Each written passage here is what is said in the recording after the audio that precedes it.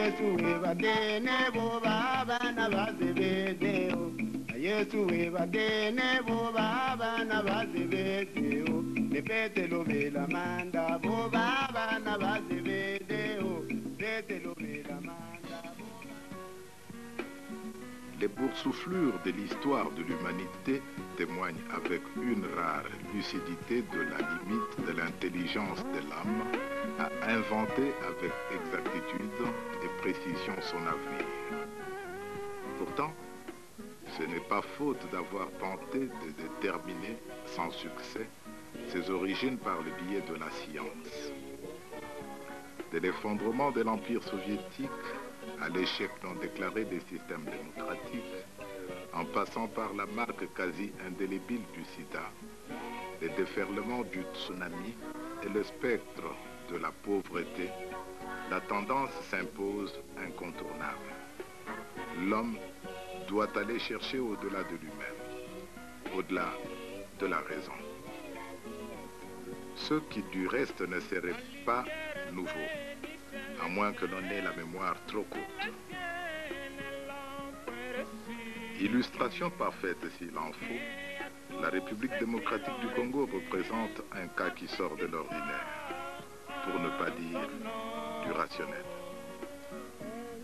En 1960, elle acquiert son indépendance à la suite des événements de janvier 1959, dont plusieurs sources concordantes attestent que les manifestants étaient en majorité des gens de petite taille venus de nulle part. Or, en cette même année 59, contre les habitudes coloniales établies, les prêtres belges offrent une Bible à un petit garçon en guise de cadeau de réussite de la 5e primaire à Calémier. Si j'ai eu à faire allusion à Lumumba, à nos pères de l'indépendance, Lumumba, Kassavo, Tchombe et les autres, ok? Kalonji. C'est vrai que c'était à mi-mot. Moi j'ai dit, il croyait faire venir Lumumba afin que l'on puisse traiter d'eux. Ok? Mais moi j'ai dit, cette indépendance, les Blancs, quand ils nous octroyaient ça, ils savaient qu'elle était irréelle.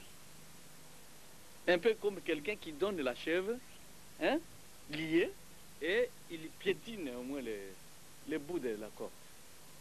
Vous comprenez? C'est comme ça que les Belges avaient fait. S'il vous plaît, acceptez ce que je vous dis, puisque moi je regarde et je vois loin. Vous comprenez? Et en ce moment-là, un garçonnet, si je peux me permettre le terme. Vous savez que tous les mouvements s'étaient mis en marche, c'est à partir de 59 au lieu de compter 57. 1959, c'était l'effervescence pour rentrer en 1960. C'est en ce moment-là qu'on va donner à ces garçonnets une Bible. Les garçonnets là répondaient du nom de Paul-Joseph Nkungu. Et ça va me faire mal. Moi, je dis, qu'est-ce que ça va me... Mon père dira, c'est très important pour toi. La Bible. Je ne parle pas du témoignage, hein, ce que vous appeliez d'une manière erronée le Nouveau Testament. Je parle de la Bible. Alors qu'à l'époque, les Belges n'offraient jamais ça. Ok. Mais ils m'ont donné ça. Est-ce que tu m'entends? Et cette Bible-là, c'était la lettre de créance de ce pays. Est-ce que je me fais comprendre? Ça m'a été offert en 1959. Un enfant de cet âge-là. Qu'est-ce que les padres qui m'ont élevé voulaient faire comprendre par ce geste-là? Tu comprends que ça n'avait aucun sens, aucune signification, aucun sens. Et cette Bible qu'on m'avait offerte, je répète, peut-être en profondeur, si vous le voulez, je pourrais vous expliquer autour de ça. La Bible là, c'était la lettre de créance de ce peuple, de cette nation, de ce pays. Et l'Éternel avait fait comprendre que tout ce que vous allez traiter là-bas, sans ça, c'est-à-dire sans la parole, sans ma parole, ça va se révéler être vain. Mon frère journaliste, tu m'as saisi. Donc, sans la lettre de créance, le peuple ici, cette nation, a oublié sa lettre de créance. C'est cette lettre qui devrait présenter aux nations. Nous avons cette mission, nous obliger. Notre indépendance, on devrait l'acquérir, non seulement charnellement, mais spirituellement.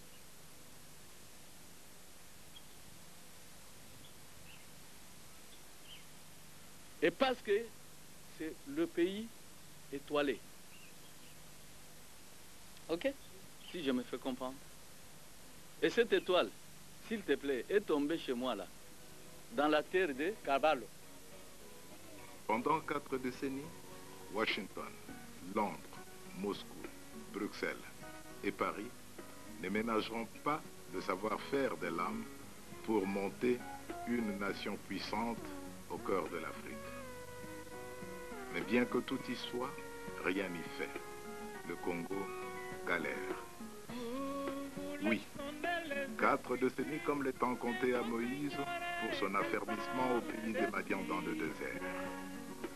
4 décennies aussi, comme le temps imparti à Israël pour l'épreuve de sa sanctification à travers le désert, avant de prendre possession de la terre promise. Israël, il s'agit bien d'Israël, dont une autre nation doit porter les fruits à cause de la méconnaissance du temps de sa visitation. Autant l'Éternel Dieu donna à l'homme de dominer le monde, autant il ne lui fit aucune concession pour qu'il règne sur le monde en son nom, à la manière des hommes. Moïse, David, Salomon, et même plus près de nous, notre Seigneur Jésus-Christ, firent les frais de la contestation de leurs contemporains. À ce stade, permettons-nous un peu de folie pour essayer de comprendre comment l'homme peut régner au nom de Dieu et à la manière de l'Éternel.